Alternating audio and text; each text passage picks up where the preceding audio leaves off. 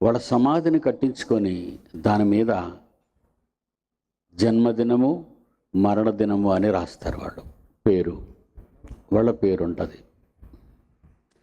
జన్మదినము మరణదినము. ప్రపంచం అనుకుంటుంది పుట్టినప్పటి నుండి మరణించిన వరకు ఉన్న ఈ మధ్యకాలం అదే మన జీవితకాలం అని అనుకుంటున్నారండి. కానీ అది తప్పండి. ఎందుకంటే మన జీవితం చాలా విలువైనది, మన కాలం అనంతమైనది.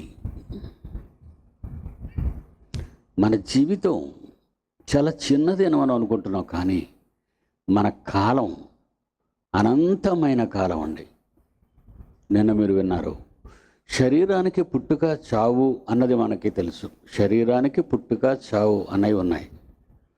కానీ లోపలున్న ఒక మహాశక్తి శరీరాన్ని విడిచి వెళ్ళిన తరువాత ఈ శరీరం మనకు అవసరం లేదు, కుళ్ళిపోతుంది, పురుగుపడుతుంది, మట్టి అయిపోతుంది అని మనందరికీ తెలుసు.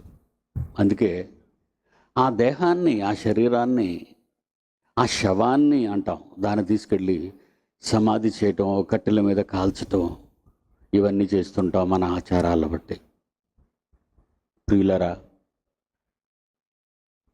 60-70 ఏళ్ల జీవించే ఈ జీవితం ఒక మహాశక్తితో నిండుకొన్నదిగా తల్లిలో నుంచి బయటకు